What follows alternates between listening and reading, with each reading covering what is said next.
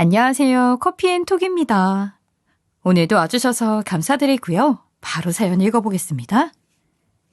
안녕하세요. 저는 40대 중반의 여성이고 현재 연년생으로 아이 둘을 낳아서 키우고 있습니다.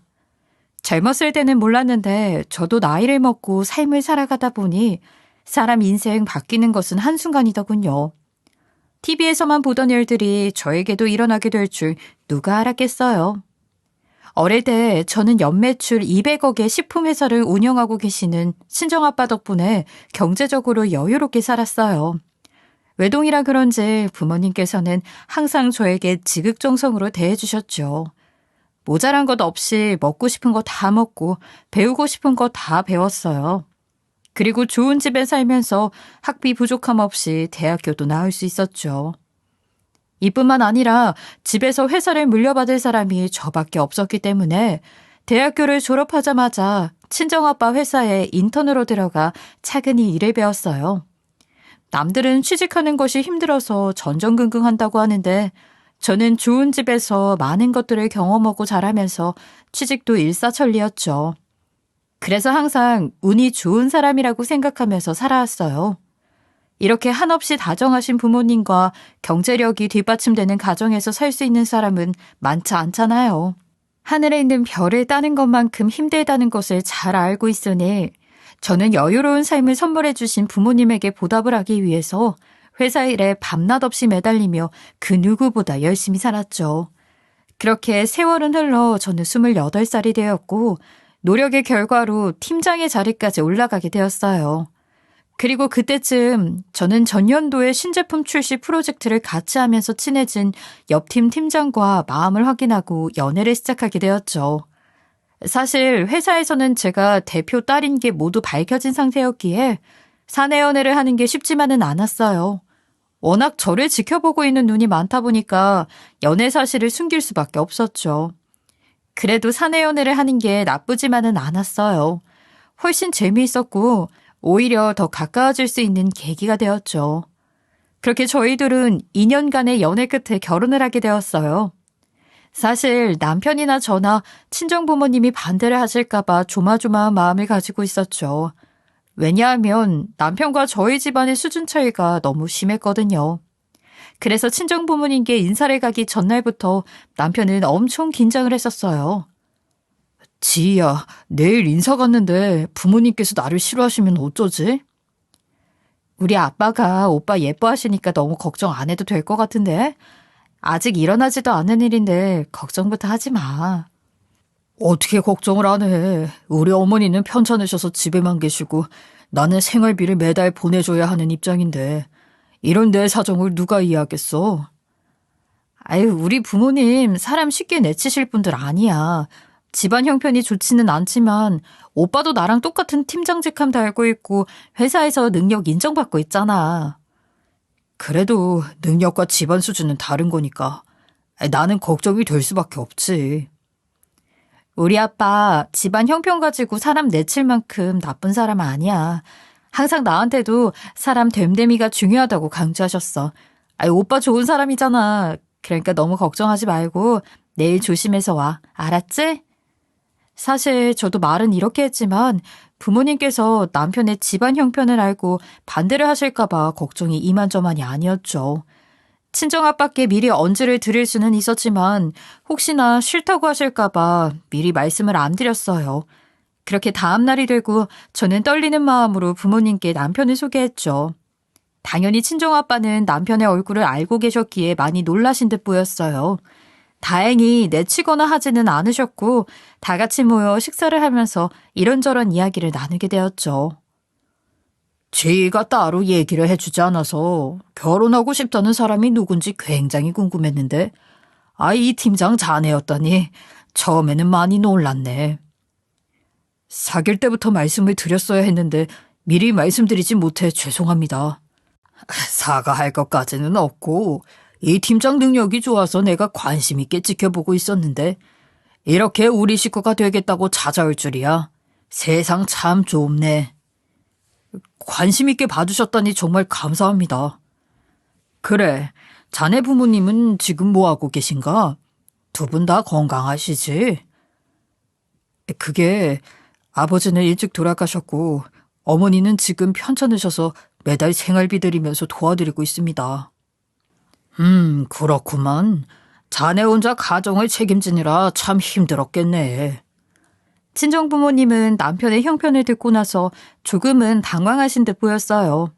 생각이 많아 보이는 부모님의 모습에 혹시나 반대를 하시려나 싶어 불안했죠. 그러나 제가 걱정했던 것과는 달리 부모님은 결혼 반대를 하지 않으셨어요. 오히려 긴장을 많이 하고 있는 남편을 위로해 주셨죠. 형편이 너무 차이 나서 많이 당황하실 거라는 건 예상하고 왔습니다. 그리고 제가 감히 넘볼 수 없는 사람을 넘봤다는 것도 잘 알고 있어요. 하지만 지희를 많이 사랑하고 있습니다. 허락해 주시면 제가 100배, 1000배 잘하겠습니다. 가정 형편이 우리랑 차이가 많이 나는 것은 아쉽지. 하지만 그렇다고 해서 자네를 반대할 생각은 없네. 가정 형편이 뭐 본인 마음대로 할 수 있는 것도 아니고 나는 집안 형편이나 경제력보다 사람 됨됨이를 우선으로 생각해. 그러니까 너무 걱정하지 말게. 그렇게 친정아빠는 평소 남편이 성실하고 착실해 좋게 보고 있었다면서 결혼을 흔쾌히 허락해 주셨어요. 남편이 집으로 돌아가고 난 후에 친정부모님은 예상치 못한 사람이 집에 들어오고 평소 이미지와는 달리 집안 형편이 안 좋다는 것을 알게 되어 조금 놀랐다고 하셨죠. 그러나 제가 좋아하는 사람이라면 무조건 가족으로 맞아주시겠다고 약속한 것도 있었고 회사에서 남편을 좋게 보고 있었기 때문에 허락을 하셨다고 하셨어요. 그러면서 집안 사정과는 관계없이 저희 둘이 앞으로 행복하게 잘 살면 되는 거라고 하셨죠. 그렇게 저희 부부는 흔쾌히 허락해 주신 친정 부모님 덕분에 무사히 결혼을 할 수 있었어요. 친정 부모님께서는 철부지 외동딸을 시집 보내면서 이런저런 걱정을 하셨어요. 그러나 저는 정말 행복한 결혼 생활을 할 수 있었어요. 시어머니께서는 저를 너무 예뻐하셨고 남편도 주변 사람들이 인꼬 부부라고 할 정도로 저에게 잘했죠. 무엇보다 평소 세심한 성격 덕분인지 시어머니를 챙기는 것만큼 저희 친정부모님에게도 잘했어요. 그래서 싸우거나 말다툼 할 일은 거의 없었죠. 다만 어느 집에나 문제는 있기 마련이잖아요. 사실 저희 부부는 결혼 전부터 아이는 되도록이면 빨리 낳았으면 했어요. 저도 외동으로 외롭게 자란 상태였고 남편도 외동이었기에 양가 부모님께서는 최대한 빨리 아이를 가졌으면 하는 눈치였죠. 그러나 인생은 계획대로 되지는 않더라고요. 양가 부모님은 결혼 1년 차가 넘어갈 때부터 빨리 아이를 낳으라고 재촉을 하셨는데 저희 부부는 아무리 노력해도 임신이 되지 않았어요. 2년 차가 넘어갔는데도 아이가 생기지 않았으니 저는 나이가 있어 그런가 싶어 불안한 마음이 있었죠. 그래서 걱정되는 마음에 병원 진료를 받아봐야 하나 싶어서 남편과 상의를 했던 적도 있었어요. 여보, 우리 아이 가지려고 노력한 지 2년이 넘어가는데 아직까지 아무 소식이 없잖아. 그래서 말인데 병원 진료를 한번 받아볼까? 헤이, 우리 이제 결혼 2년 차야. 뭐가 그렇게 급하다고 병원 진료까지 받아? 아이, 우리 나이도 있고 불안하니까 그렇지. 원래 30대가 넘어가면 임신 확률 확 줄어든다고 하잖아. 그거 근거 없는 헛소리일 뿐이야. 어떤 사람들은 나이 50 넘어가도 아이 잘만 가지더라. 그러니까 너무 부담 가지지 마. 우리 아이도 엄마 아빠 신혼생활 조금 더 즐기라고 눈치껏 늦게 오려나 본데 마음 편하게 먹자. 아니, 나도 마음 편하게 먹고 싶은데 그게 잘 안 되네. 내가 어디서 봤는데 결혼한 지 10년이 넘었는데도 애가 안 생겨서 병원 다녔던 사람들이 결국 임신 포기하고 병원 진료를 그만두니까 그때 아이가 찾아왔다고 하더라. 그러니까 임신도 마음을 편하게 먹어야 되는 거야. 엄마가 불안하고 힘들어하는데 어떤 애기가 찾아오고 싶겠어. 남편은 임신 문제로 힘들어하는 저를 달래주면서 너무 급하게 마음을 먹지 말자고 하더군요. 그러면서 병원 진료는 결혼한 지 5, 6년이 지나도 아이가 생기지 않으면 그때 가보자고 했어요. 남편의 이야기를 들으면서 저도 조금은 생각이 바뀌게 되었어요. 그래서 임신에 대한 강박은 내려놓고 마음을 편하게 가져보기로 했죠. 그랬더니 정말 신기하게도 결혼한 지 3년 만에 자연으로 첫째 아이를 가질 수 있게 되었어요. 그리고 겹경사로 출산한 지 4개월 만에 둘째 아이도 임신을 하게 되었죠. 임신이 안 되어서 그렇게 애를 태우더니 연년생으로 두 아이가 태어나게 되니까 뛸 듯이 기쁘더라고요. 당연히 양가 부모님께서도 세상에 손주가 둘이나 나오니 너무 좋아하셨죠. 사실 저는 첫째 아이를 낳을 때까지만 해도 일 욕심이 굉장히 많았어요. 친정아빠의 회사에 다니고 있어서 그런 게 아니라 일을 할 때가 가장 신나고 행복했거든요. 주변 사람들도 일을 하고 있는 저를 보면 표정이 훨씬 밝고 행복해 보인다며 신기해할 정도였어요. 그래서 저는 당연히 몸조리를 끝내고 아이 맡길 곳을 찾으면 곧장 회사에 출근할 생각이었어요. 그러나 연년생으로 둘째 아이를 가지게 되니 앞으로 회사 일은 어떻게 해야 하고 아이들은 또 어떻게 키워야 하는지 막막함이 생겼죠. 그런데 육아에 대한 고민이 많은 것은 저희 남편도 마찬가지였던 것 같아요. 그래서 저희 부부는 나름대로 이것저것 방법을 찾아보게 되었죠. 여보, 우리 주은이랑 주희 육아 어떻게 할래? 육아휴직을 쓰고 돌아가면서 아이 키울래? 나도 생각을 좀 해봤는데 그냥 애들이 초등학교에 들어갈 때까지 옆에 붙어 도와주시는 이모님을 알아보는 게 어때? 당신이나 나나 주요 직책인데 아무래도 그 자리 오래 비워두면 안 될 것 같아. 남편은 육아휴직을 하고 아이들을 키우는 것보다는 차라리 전문가의 도움을 받자고 했어요. 처음에 남편 이야기를 듣고서 갓 태어난 아이들을 어떻게 남의 손에 맡기나 하는 생각을 했었는데 막상 다시 고민을 해보니까 일을 하든 안 하든 누군가의 도움은 필요할 것 같았어요. 원래 연년생은 쌍둥이만큼 힘들다고 하잖아요. 연년생 아이들을 키우고 있는 주변 지인들도 저에게 이모님은 꼭 구하라는 조언을 해주었죠. 갓 태어난 신생아 연년생은 이모님 2명을 불러도 힘들다고 하면서요. 그래서 저는 고민 끝에 남편 말대로 육아를 도와주실 수 있는 이모님을 알아보게 되었어요. 주변 말을 들어보니 좋은 이모님 구하는 것은 하늘의 별 따기라고 하더라고요. 그래서 걱정이 이만저만이 아니었는데 운이 좋았는지 저는 어렵지 않게 금방 좋은 이모님을 모실 수 있었어요.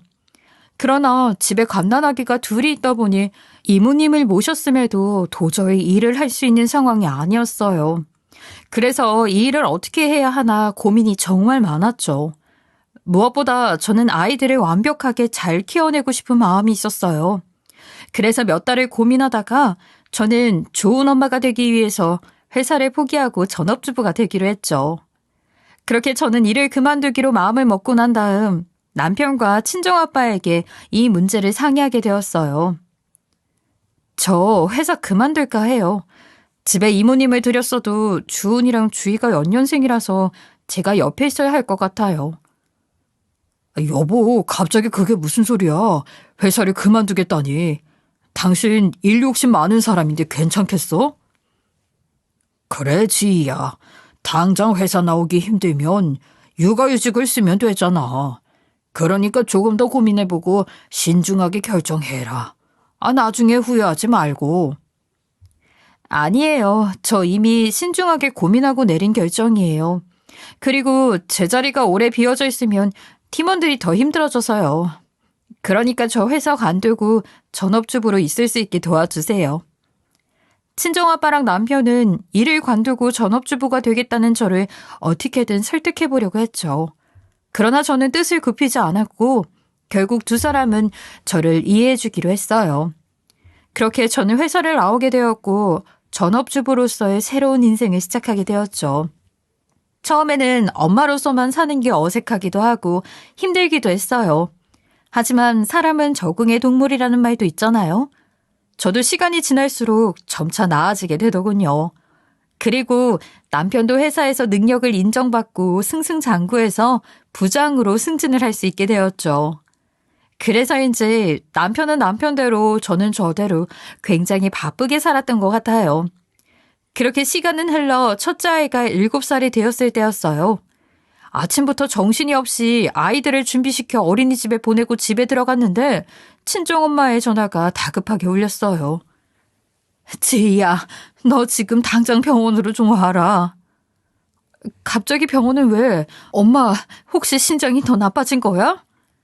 내가 아니고 네 아빠가 회사에 갔다가 갑자기 뇌출혈로 쓰러져서 의식이 없어. 그래서 지금 수술 들어갔는데 의사 선생님 말씀을 들어보니 상황이 많이 안 좋은가 봐. 뭐라고? 알았어, 엄마. 내가 애들 데리고 바로 갈게. 친정아빠가 쓰러진 후 상황이 좋지 않다는 이야기를 듣고 난 후 뭐부터 해야 할지 머릿속이 하얘지더군요. 처음에는 그냥 바로 택시를 잡아 타고 병원으로 갈까 했지만 최악의 상황에서는 아빠가 세상을 떠날 수도 있겠다 싶어 어린이집에 둘러 아이들을 데리고 다급하게 병원으로 달려갔죠. 그렇게 병원에 도착을 해보니 정말 친정아빠가 의식 없이 누워 계셨어요. 의사 선생님께 언제 깨어날 수 있냐고 물었더니 이미 골든타임을 놓친 후 병원에 오셔서 상황을 지켜봐야 할 것 같다고 했죠. 그래도 친정엄마와 저는 희망을 놓지 않았어요. 매일같이 병원을 찾아 지극정성으로 간호했죠.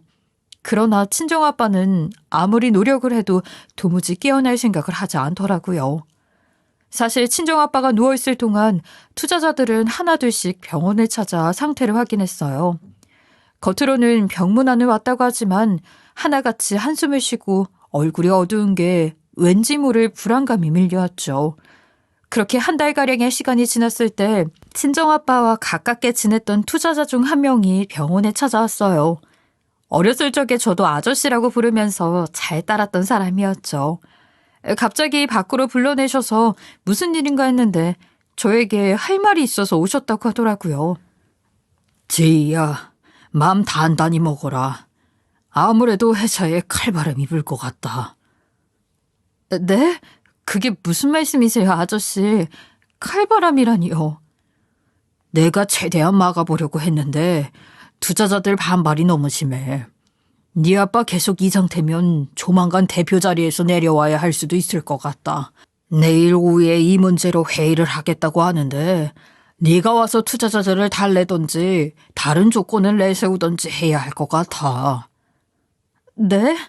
아무리 그래도 저희 아빠가 창업주이고 오랜 시간 동안 청춘 다 바쳐서 회사를 이끌어왔는데 한 달 만에 대표 자리에서 내려오라니 이건 너무하잖아요. 1년을 누워있었던 것도 아니고 고작 한 달이에요.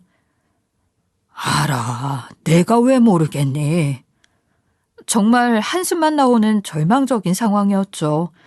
친정아빠는 도무지 깨어날 기미가 보이지 않았고 대표 자리에서 억울하게 내려오지 않도록 제가 투자자들을 설득하는 방법밖에 없었어요.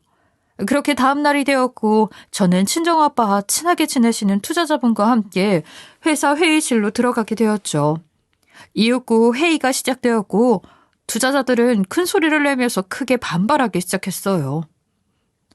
지금 대표가 한 달 동안 일어나지 못하고 있어요. 언제까지 회사의 대표 자리를 비워둘 겁니까? 지금까지 일어나지 못했으면 우리도 얼른 새로운 대표 찾아서 세워야 해요. 투자자님들의 마음은 제가 잘 알고 있어요. 하지만 저희 아빠가 1년을 누워 있었던 게 아니잖아요. 고작 한 달이에요. 분명히 일어나실 테니까 조금만 양해해 주시고 기다려 주시면 안 될까요? 뭘 양해하고 기다려요? 대표가 뇌출혈로 쓰러져서 일어나지를 못하고 있는데 회사를 새로 이끌어갈 사람을 찾는 게 당연한 순리고 절차인 거죠. 투자자님들 뜻은 알겠습니다. 하지만 이 회사 저희 아빠가 창업주이고 청춘 다 바쳐서 이끌어온 곳이에요. 그래서 모르는 사람한테 대표 자리 넘겨줄 수는 없어요. 그러니까 조금만 양해해서 대표 교체 대신 대표 대리 체제로 해주시면 안 될까요? 제가 회사 경험도 있고 하니까 아빠 대신 대표 대리로 업무를 보겠습니다. 그건 더 안 될 말이죠. 따님분은 7년 전에 회사 그만두지 않았습니까? 7년 넘게 애만 보던 사람이 어떻게 회사를 운영하겠어요? 아시겠지만 저 회사 다닐 때 능력 좋다는 소리 많이 들었어요.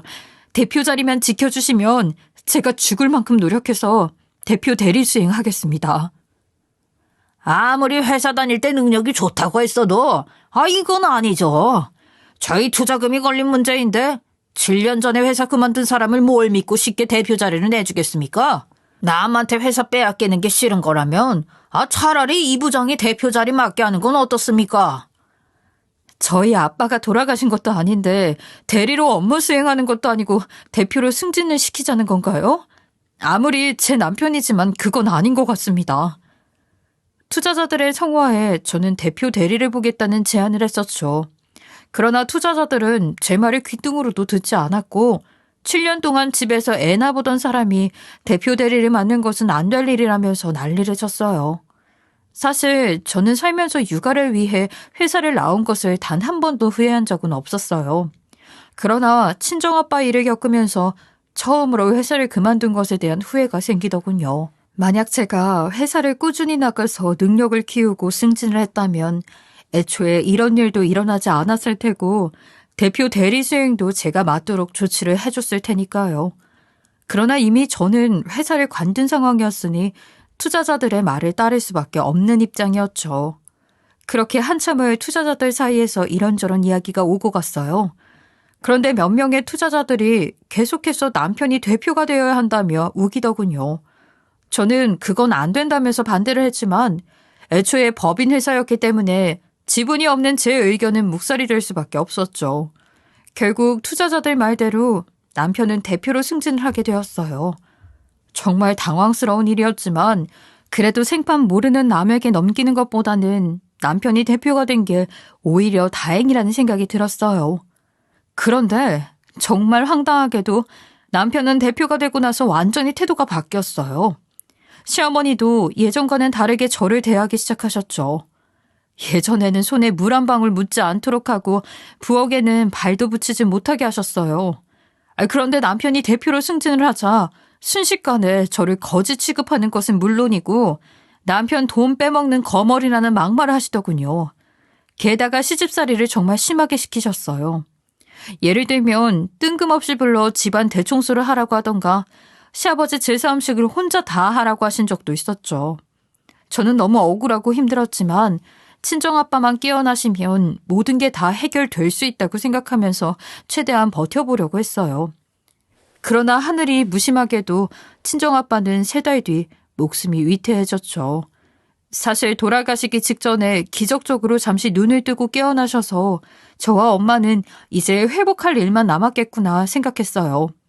그러나 친정아빠는 그날 저녁에 회사를 꼭 살리라는 한마디만 남기고 돌아가시게 되었어요. 그때 당시에는 돌아가신 친정아빠를 붙잡고 울고불고 난리를 치느라 무슨 소리를 하신 건지 전혀 이해를 하지 못했어요. 친정아빠가 사망을 한 후 저는 장례식을 준비하게 되었고 가족과 지인들에게 연락을 하게 되었죠. 그런데 부고 소식에 친정아빠와 사이가 두터운 투자자님이 눈물을 잔뜩 흘리면서 장례식장에 찾아왔어요. 그분은 친정아빠의 영정사진을 보면서 회사를 지키지 못해 너무 죄송하다며 오열을 하셨죠. 그 모습을 보면서 이게 대체 무슨 소린가 했어요. 그런데 조문을 마친 투자자님이 저에게 얘기 좀 하자면서 밖으로 불러내시더군요. 아저씨, 회사에 무슨 일 있는 거예요? 아까 조문하실 때 회사를 지키지 못해서 죄송하다는 말씀을 하시던데. 지희야, 대표님도 돌아가신 마당에 이제 와서 이런 말을 하는 게 너한테 무슨 도움이 될지는 모르겠다. 하지만 너도 진실은 알고 있어야 할 것 같아 이 이야기를 해주는 거니까 잘 들어라. 대체 무슨 일인데 그래요? 지난번에 투자자들이 이 부장을 지정해서 대표로 세우자고 우겼던 게 이상하다 싶어서 내가 따로 알아봤는데 아무래도 대표님이 쓰러지기 전부터 회사가 이미 네 남편한테 넘어갈 위기였던 것 같다. 아저씨, 그게 무슨 소리예요?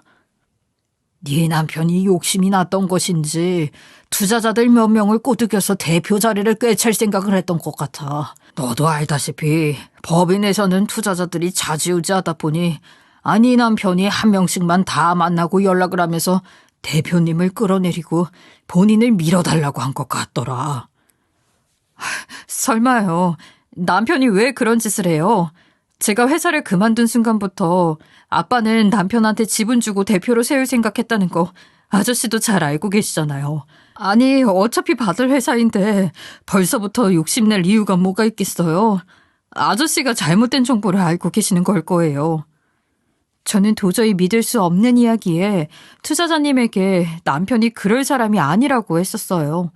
그러나 투자자님은 몇 번이나 확인했고 거의 확실한 정보라고 하시면서 남편이 그런 짓을 한 게 맞는 것 같다고 하셨죠.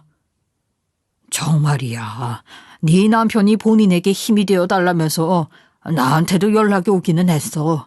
다만 나를 포함해서 대표님과 두터운 사이인 투자자들은 거절을 할지. 아버지가 뇌출혈로 쓰러지기 직전에 그런 일이 있었던 거예요? 그래. 나는 네 남편이 그날 이후 따로 행동치 않은 것도 없고 조용히 있길래 다들 거절했구나 하면서 크게 신경 쓰지 않고 넘어갔었다. 그런데 대표님이 쓰러진 지 얼마 안 된 상태에서 대표 자리를 두고 급하게 회의를 진행하더니 투자자들이 대놓고 네 남편을 대표로 세우자며 지정하는 모습을 보면서 갑자기 그 일이 생각나더라고. 아니, 어떻게 이런 일이 있을 수가 있어요? 진짜로 그런 짓을 했는지 가서 물어봐야겠어요. 지희야, 신중해야 돼. 네 남편이 대표가 된 후에 본인 제안을 거절한 사람들 모두 배제시켰어. 그리고 지금 장인어른이 돌아가셨다는데 장례식에 코빼기도 안 보이잖니. 투자자님을 통해 모든 진실을 알게 되니 정말 황당하고 어이가 없더군요. 잘못된 방법으로 대표 자리를 꿰찬 것도 모자라서 친정아빠와 두터운 사이를 유지하던 사람들을 배제시켰다니요. 저에게 회사 지분이 조금이라도 있으면 어떻게든 해결을 해보려고 할 텐데 그럴 수 있는 상황은 아니었죠. 사실 저는 회사를 그만두며 남편에게 힘이 되었으면 해서 지분을 모두 넘겼거든요. 이야기를 듣고 나니 왜 지분을 넘기고 회사를 관뒀을까 하는 후회가 되었어요. 그러지 않았다면 이렇게 눈뜨고 코 베이는 일은 없었을 텐데 하는 생각 때문에 정말 미칠 것 같았죠. 친정아빠가 뇌출혈로 쓰러지게 된 이유도 남편의 이런 행동을 알게 된 후 충격을 받았기 때문인 것 같았어요.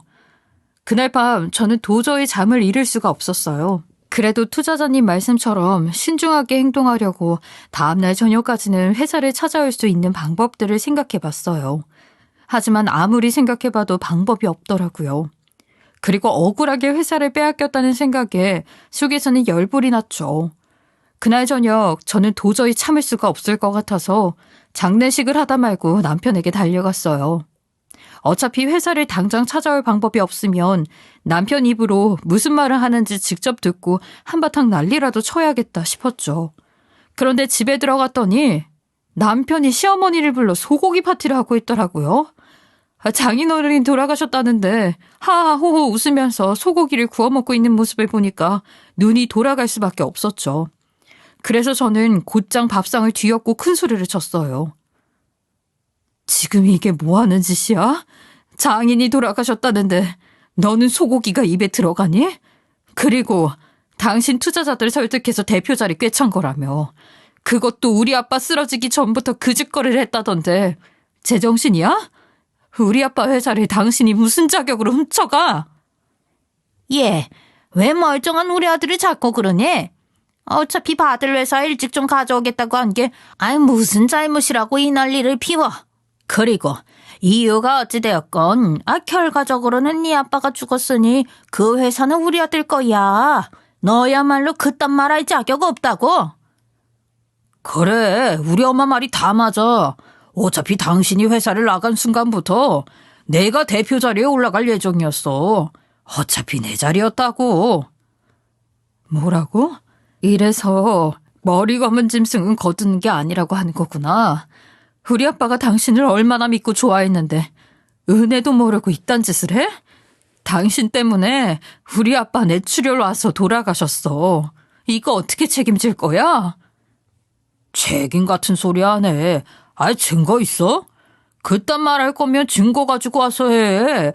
너 자꾸 헛소리 하지 말고 온 김에 이 서류에 사인이나 하고 가. 남편은 방으로 들어가 이혼 서류를 가지고 왔고 그걸 저에게 던지면서 사인하고 나가라고 했어요.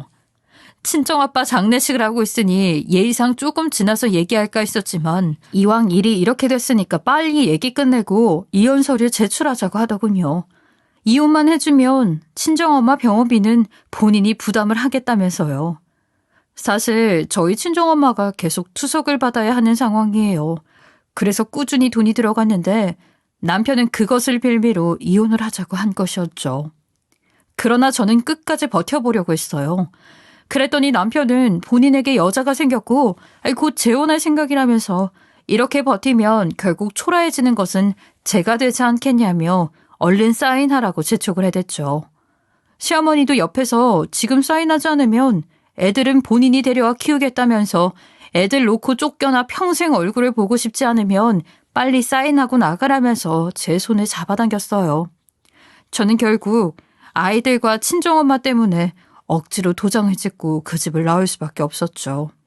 그리고 그 집을 나오면서 꼭 제대로 복수를 하겠다는 다짐을 하게 되었어요. 그렇게 이혼 후 1년 정도의 시간이 지났죠.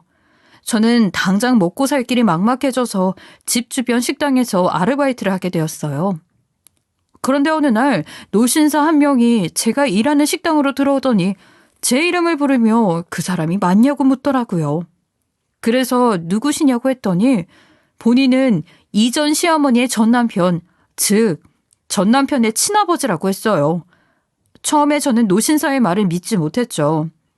이전 시아버지는 분명 일찍 돌아가셨다고 했고 시댁에서 제사 지내는 모습을 매년 봤거든요. 죄송한데 사람을 착각하신 것 같아요.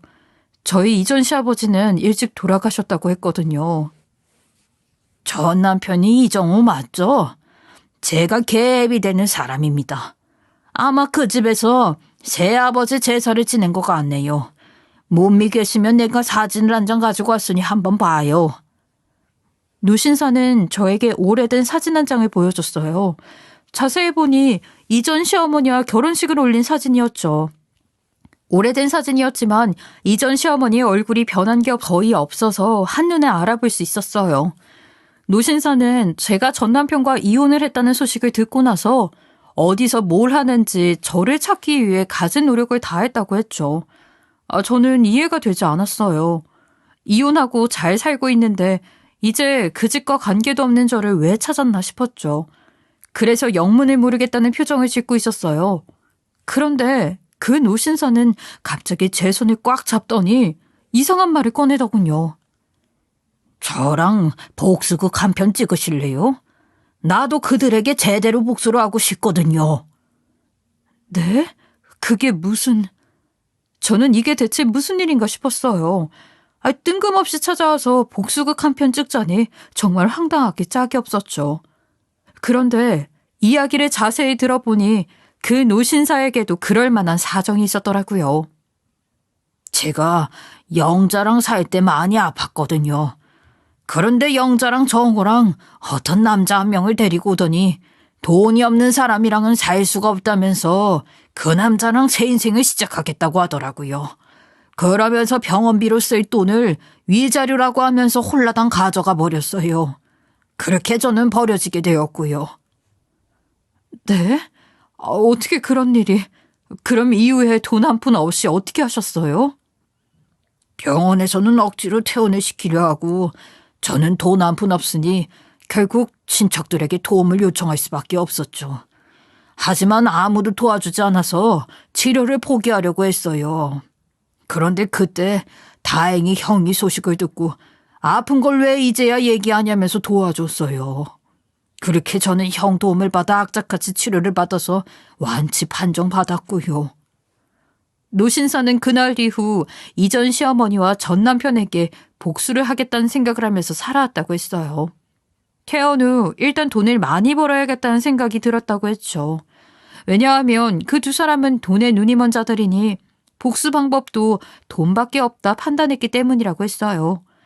그래서 노신사는 원양어선도 타고 일용직 일도 하면서 되는 대로 한 푼 두 푼 모았다고 했어요. 그런데 악착같이 돈을 벌고 있던 와중에 딸을 홀로 키우던 형이 사고로 돌아가셨다는 연락을 받게 되었다고 했어요. 그래서 노신사는 형 딸, 즉 고등학생이던 조카를 걷어 본인 딸처럼 데리고 있게 되었다고 했죠. 그리고 형의 재산 일부를 정리해 본인 돈을 보태 투자를 하면서 조금씩 돈을 불리기 시작했다 했어요. 처음에는 소액 투자로 시작했는데 다행히 본인이 보는 눈이 있는 것인지 지금은 큰 돈을 가지고 놀게 되었다고 했죠. 그렇게 몇 년이 지나고 노신사의 상황을 모두 알고 있는 조카는 복수를 도와주겠다며 저희 친정아빠 회사의 회계팀에 들어가 일을 하게 되었다고 했어요. 그리고 얼마 전에 조카를 통해서 듣게 된 소식이 하나 있다고 했죠. 자꾸 이름 모를 유령회사로 돈이 흘러나가는 것을 봐서는 대표가 회사 돈을 횡령하는 듯 보인다고 했다더군요. 그러면서 얼마 전에 그 내역을 노신사에게 보내줬다고 해요. 정말 황당하더라고요. 횡령까지 할 줄은 생각도 못했는데 진짜 간도 크다는 생각이 들었어요. 노신사는 본인의 사정을 설명한 후 앞으로의 계획을 이야기하기 시작했어요. 저는 투자할 돈을 대줄 테니까 제이 씨가 저 대신 투자자로 나서주세요. 네? 제가 투자자를요? 아, 네.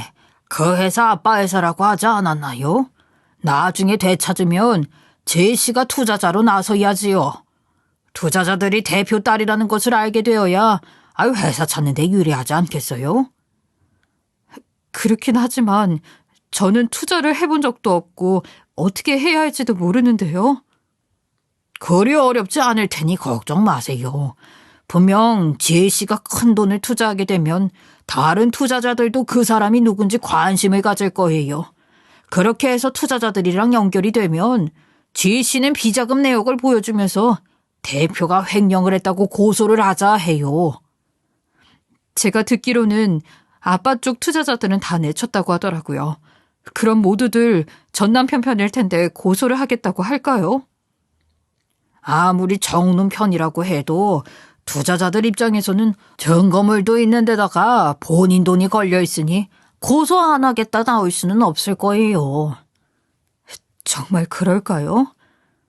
예, 분명히 횡령 사실을 알게 되면 투자자들은 난리가 날 테고 정우놈은 대표직을 내려놓아야 하겠죠. 당연히 처벌도 받을 테고요. 그리고 투자자들 중 몇 명은 지 씨가 회사 창업주 딸이라는 것을 알 테니 어쩌면 회사도 되찾을 수 있을 거예요. 저는 노신사의 말대로 복수를 한번 해보기로 했죠. 시간이 많이 지나도 어떻게든 회사를 되찾아오려고 했었기에 이게 기회다 싶었거든요. 그렇게 저는 노신사에게 돈을 받아 그 돈을 친정아빠 회사에 투자를 하게 되었어요. 그리고 얼마 지나지 않아 소문을 듣고 투자자들이 연락을 해왔죠. 보통 투자를 하는 사람들은 한 곳에만 진행하는 경우가 드물다 보니 서로 좋은 투자처가 있다면 공유를 하는 듯 보였어요. 투자자들이 하나둘 연락을 해오자 저는 좋은 투자처를 알고 있다면서 다 같이 모여 얘기 좀 하자고 했죠. 그렇게 저는 투자자들을 한 곳에 모여놓고 그 자리에 나가게 되었어요. 당연히 저를 알고 있는 몇몇의 오랜 투자자들은 제가 나타나자 놀란 듯 토끼눈이 되었죠. 저는 지체할 것 없이 투자자들 앞에서 노신사에게 받은 서류를 꺼내들었어요. 그리고 전 남편이 유령회사를 세워 횡령하고 있다는 사실을 모두 까발렸죠. 그러자 노신사의 말대로 투자자들은 서류를 확인한 후 난리가 났고 다 같이 대표인 전 남편을 고소하게 되었어요. 그로 인해 전 남편은 당연히 대표 자리에서 내려와야 했고 조사를 받은 후 옥에 갇히게 되었죠. 그리고 오래된 아빠를 존경했던 투자자들은 제가 회사 창업주의 딸이라는 것을 모든 투자자들에게 알렸어요. 그러면서 저를 대표로 내세우자며 다른 투자자들을 설득하기 시작했죠. 덕분에 저는 친정아빠의 회사를 되찾을 수 있었어요. 그리고 노신사는 본인이 가지고 있는 모든 돈을 저희 회사에 투자를 하게 되었죠. 그리고 오랜 시간 끝에 제가 회사를 다시 되찾게 되었다는 것을 알게 된 이전 시어머니가 찾아왔어요. 본인 아들은 돈 한 푼 가지고 있지 않아서 변호사도 없이 재판을 받아야 한다고 도와달라고 했어요. 저는 이전 시어머니의 부탁을 완곡하게 거절했죠. 그랬더니 이전 시어머니는 표정이 싹 바뀌어서는 손가락질까지 하며 난리를 치는 거예요. 내가 투자자 한 명에게 도와달라고 찾아갔더니 네가 회사에 투자한 돈이 내 전남편 돈이라더라. 너 내 전남편 돈으로 대표에 취임까지 했는데 네가 양심이 있으면 우리 도와줘야 하는 거 아니야? 제가 왜요? 저는 정당하게 아빠 회사 되찾는 건데 여기에서 무슨 양심을 찾아요? 아프다는 사람 돈까지 빼앗아 버려놓고 전 남편 돈이 본인 돈인 것 마냥 이야기하지 마세요. 더 이상 말 섞고 싶지 않으니 사람 부르기 전에 조용히 내 회사에서 나가요. 제가 회사에서 당장 나가라고 소리를 치자 이전 시어머니는 그 자리에서 사설 변호사를 붙여달라며 아주 난리를 치더군요. 그런데 그때 저와 식사를 하기 위해 찾아온 노신사가 그 모습을 목격하고는 앞으로 다가왔어요. 아, 지금 뭐 하는 거야? 여기가 어디라고 찾아서 이 난리를 피워. 양심이 있으면 이 회사에 발에 붙이면 안 되는 거 아닌가? 아이, 정우 아빠. 이 회사에 투자를 할 정도로 돈이 많았다면서? 소식 들었는지 모르겠지만 지금 우리 아들이 옥에 갇혀 있어. 그러니까 당신 아들 좀 거기에서 꺼내주라. 도와줘? 내가 왜? 그리고 걔가 언제부터 내 아들이었냐? 아, 오늘 내일 하고 있는 나한테서 돈 빼앗고 무참히 버렸던 거 기억 안 나? 내가 너랑 네 아들한테 복수하려고 그날부터 악착같이 버텼어. 그래. 내가 그때는 미쳤었나 봐. 당신이 이렇게 살아있을 줄도 몰랐고, 그리고 그게 성공할 줄 몰랐어. 그런데 정우 당신 아들이잖아. 한 번만 도와주라. 일부러 정신 좀 차리면서 살라고 옥에 넣어놓은 건데 도와주긴 뭘 도와줘. 이참에 당신도 옥에서 고생하는 아들 바라보면서 반성과 후회라는 걸 해봐. 계속 그렇게 살면 나중에 지옥불에 떨어져 천벌받는다고. 노신사도 전 남편을 도와주지 않겠다고 하자 이전 시어머니는 지난날이 후회가 되는 듯 눈물까지 흘리면서 무릎을 꿇고 싹싹 빌기 시작했어요. 그러면서 저와 노신사가 마지막 희망이라고 한 번만 도와달라고 했죠. 하지만 저는 끝까지 거절하면서 재혼한 여자도 있는데 그 여자한테나 가서 도와달라고 하라 했어요. 그랬더니 이전 시어머니 말이 재혼한 여자는 전 남편이 개털되자마자 바로 친정으로 도망가서 연락이 안 된다고 하더군요. 역시 사람은 끼리끼리 만난다더니 전 남편은 본인 같은 사람을 골라서 만난 듯 보였어요. 이전 시어머니는 끝까지 저와 노신사에게 매달렸지만 더 마주하고 싶지 않아 곧장 보안 직원들을 불러 바로 내쫓아 버렸어요. 결국 전 남편은 아무도 도와주지 않아 국선 변호사를 통해 재판을 받게 되었고 횡령으로 밝혀져 옥에 갇히게 되었죠. 그리고 이전 시어머니는 아픈 몸으로 일을 하지 못해서 지금은 노숙인 쉼터를 전전하며 살고 있다고 하네요. 그리고 저는 아이들 키우면서 여전히 친정아빠의 회사 운영을 잘 해나가고 있어요. 또 저를 물심양면으로 도와준 노신사에게 감사한 마음을 잊지 않으면서 가족처럼 지내며 때마다 함께 식사도 하고 선물도 주고받으면서 잘 챙기고 있죠. 사실 지난 일로 마음고생이 참 많았는데 결과적으로 모든 게 제자리를 찾을 수 있어서 다행이라는 생각이 드네요. 물론 아직까지는 때때로 친정아빠가 그리워지기도 하고 대표직이라는 무거운 자리가 무섭기도 해요.